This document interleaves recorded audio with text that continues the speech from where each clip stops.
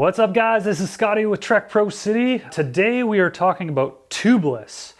Why are we doing this video? I get a lot of clients in that really do not know a lot about tubeless. It's new to them, don't know how it works, don't know how to fix it, scared of it. So hopefully we can go through it a little bit and kind of teach you a little bit about how it works, how you can fix things on the road, how you can maintain it.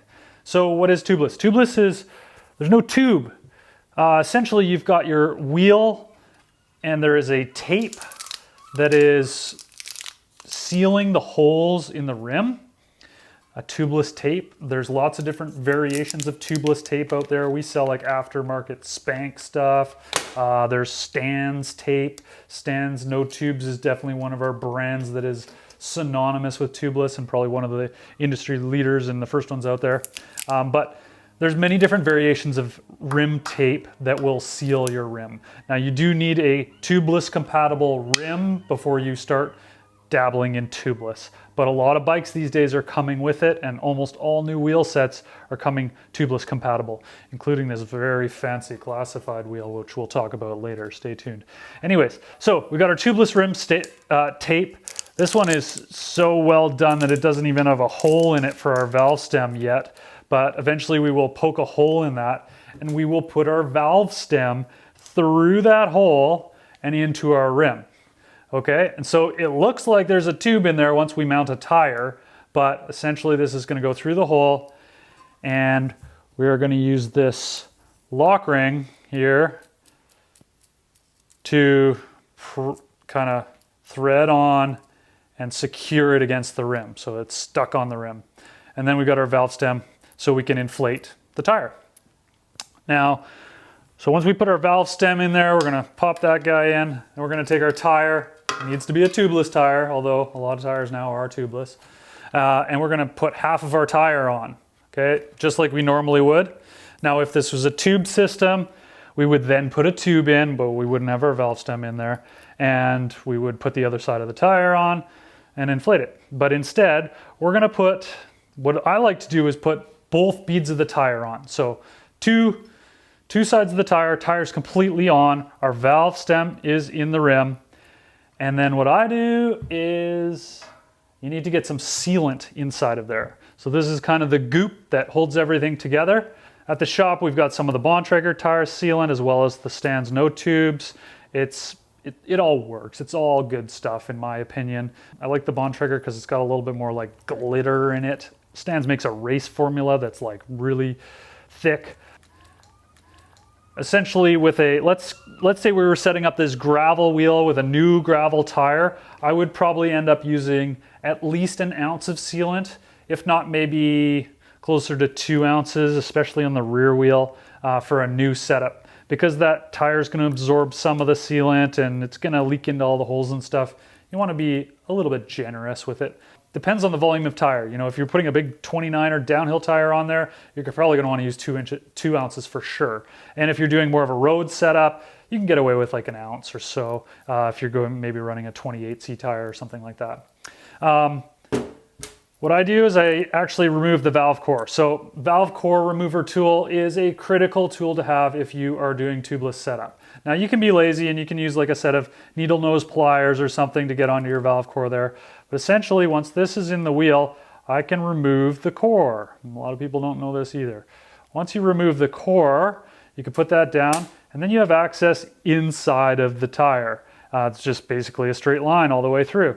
So what I'm gonna do, the one thing I love about the Stan's bottles is they've got this nice little kind of poker thing, nipple, whatever you want to call it. So I'm going to put that in. I'm going to squeeze a couple ounces of Stan's in through my valve stem into my fresh tire. And it's all going to kind of go into a puddle in the bottom of the tire. And then I'm going to inflate. Now, with a new setup, one of the challenges of doing this at home is that you need a lot of air pressure to initially kind of set the bead of the tire.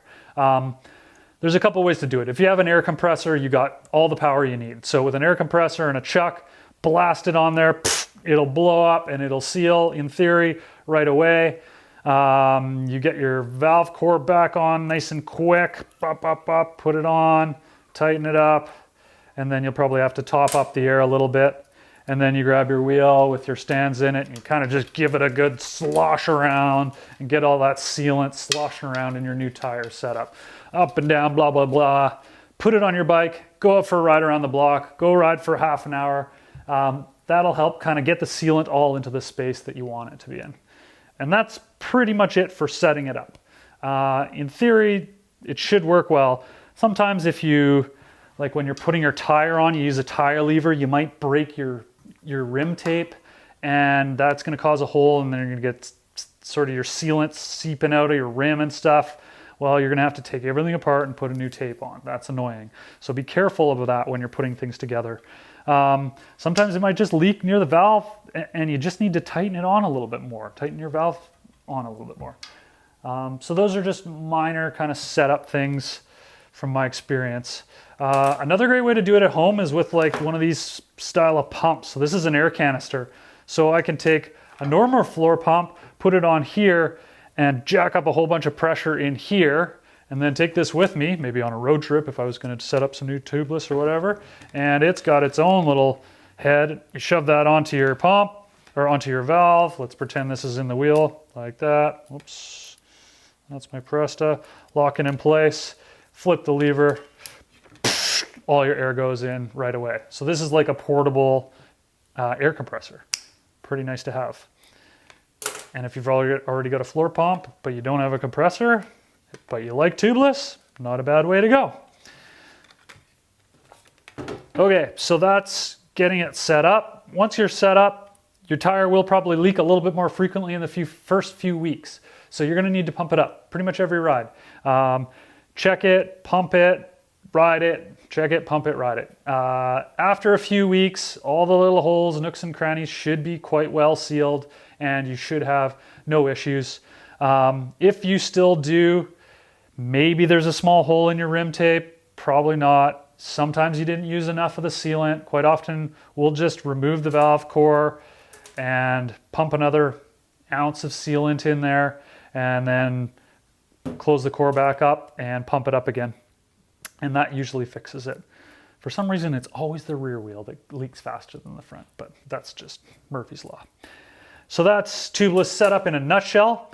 Now, what happens if I get a flat on the road? Oh my gosh. So the one great thing about tubeless is 80% of those flats that you normally get are not gonna happen. The thorn that gives your tiny little hole in your tube, not gonna happen because that thorn's gonna go in and out and the sealant is gonna seal that hole for you and you'll never even know you would have had a flat.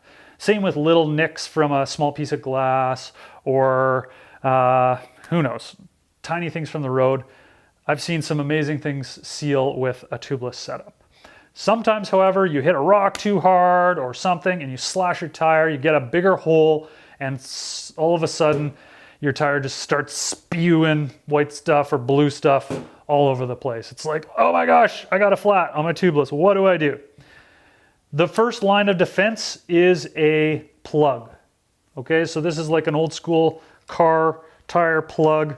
I wish this was open already. So I got a plug kit here, and inside of here are little bacon strips. They look like little worms. And I preload a worm onto my hook, and I literally just shove it in the hole. You're gonna have to make the hole a little bit bigger. You shove it in the hole and you get the bacon strip down about halfway into the tire and halfway sticking out. And that's gonna help fill the hole. Then you spin that hole to the bottom so gravity brings your sealant down to the bottom of the tire and you let it do its work. And you should have a pump with you always, and you might have to pump up because you lost some of your air. And that has fixed several of my flats out in the wilderness. On my gravel bike, on my mountain bike, the plug kit always goes with me. It's my first line of defense. If you've gone through like 8 plugs and you just can't get that hole to seal, then you've got to go worst case scenario and put a tube in. And this is actually just like fixing a regular flat tire. So what happens, you make sure all the air is out of your tire, you free up the bead on one side of the wheel, you use your tire levers to pry off that side of the tire, and the only difference is that you're going to have to spin off your valve stem, because it's your tubeless valve stem. You're going to have to shove it out of your rim and put that in your pocket for later and put a tube in. So we're still going to carry a tube, tire levers, and a pump, just like we always have. The only other thing you're going to carry with you is a plug kit, whether it's one of these cool slug plugs, or I think for the mountain bikers out there, the Stan's Dart is pretty skookum. It's got a really fancy plug to it that's going to plug in there and then fill that hole from the inside. So that's a nice plug kit as well for bigger holes. There's lots of plug kits out there. So that's the only additional item that you're going to be carrying with you out on the trail. Maintenance wise, tubeless is great. Most people are going to run tubeless for 6 months, 8 months, a year without doing anything and going, holy cow, I haven't had any flats. This is awesome. But this stuff, it dries out. And so you are going to want to top this up. So every 6 months, I would say, I do it probably maybe a little more frequently. I'm going to do the same thing. Get my valve core tool, undo the core, pull the core out, squirt, psh, another ounce or so of sealant in, and put the core back on and reinflate my tire, and we're good to go. It's a 5-minute job, not even to top up your sealant. Definitely want to do that, because if you do get one of those punctures, you want the sealant to help you seal everything up. Most of these products are available on our website, whether it's awesome tan wall Rambler tires from Maxxis, this pretty sweet Bontrager flash can TLR, sealant, stems. Check out our website. I think that covers most of tubeless in a nutshell. If you have any questions, put them in our comments. I'd love to answer and let you know. Thanks for watching, and yeah, don't forget to subscribe and check out our other videos.